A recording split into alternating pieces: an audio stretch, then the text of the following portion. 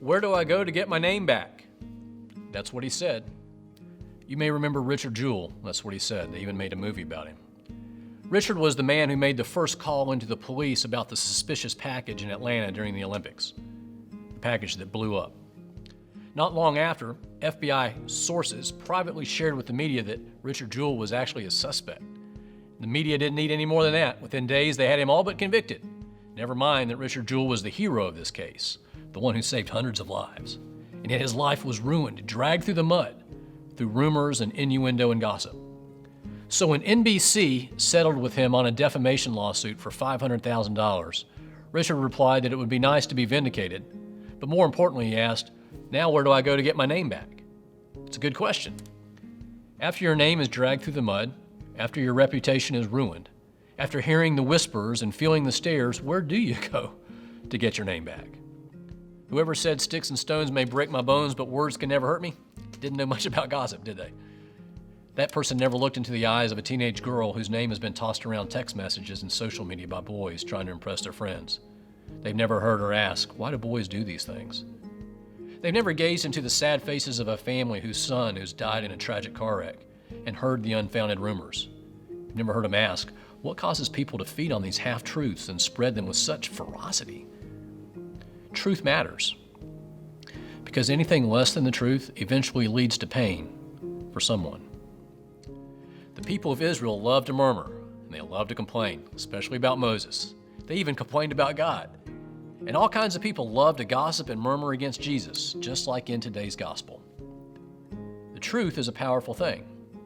In fact, our whole society depends on it. Every relationship you have, business, marriage, friendship, depends on truthfulness, doesn't it? When we don't tell the truth about other people, when we gossip, stick our noses into areas where they don't belong because of a desire to be in the know, when we slander, intentionally set out to hurt somebody with our words, bad things happen. Marriages crumble, deals fall apart, relationships sour, friendships end, and sometimes lives are destroyed. The tongue is a dangerous weapon. It's a powerful tool, and there are no tongue control laws. The tongue is remarkable. It can destroy thousands of lives without shedding an ounce of blood. Most of us don't think of ourselves as murderers, do we? But we murder people's reputations when we gossip, or when we stand by and let somebody else assassinate a person's character. Gossip can never be undone.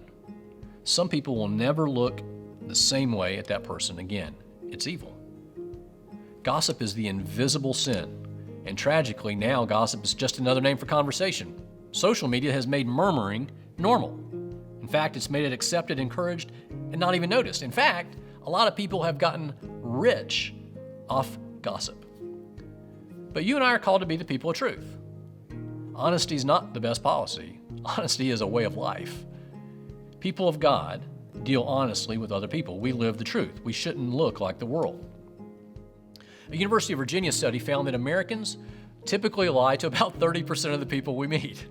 We lie for our own gain. We lie to impress people. We lie to make ourselves look better. Yes, I am a marine biologist.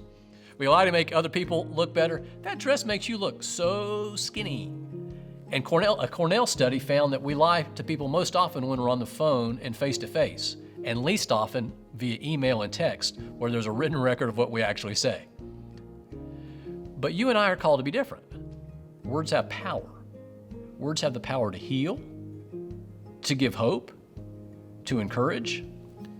So here's 3 simple questions to ask yourself before you speak. Number 1, is this true? Take this seriously. Before you say something, ask yourself, is it true? If you don't know that what you say is true, stop. How much grief could have been saved in Richard Jewell's life if someone had merely asked themselves the question, do I know that this is true? Second, is this necessary? Sometimes there's no denying the facts, but it's just not helpful to broadcast them or to have other people take pleasure in the shame of somebody else. There are times to remain silent. And the best way to prevent gossip is to ask yourself, is it really necessary to say this? Does this person really need to know? And if the answer is no, stop. Third, is this charitable? Slander means to intentionally use words to hurt someone. And slander is easily prevented by this question. Will these words bring hope or healing? Teenage friend of mine recently began working as an intern in a large office, and there's lots of employees. And I asked him how things were coming. He said, it's fun, but he noticed as he walks down the halls how often folks would be in little groups whispering, and when he walks by, they stop quickly when they see him. It's clear that what was being said wasn't charitable. You could tell by the looks on the faces and by the body language. If it's not charitable, if the words can't bring hope or healing, stop. You and I are called to stand for the truth. We're called to stand out for the truth, to speak the truth, to use words to help, not to hurt. We are called to be a people of truth.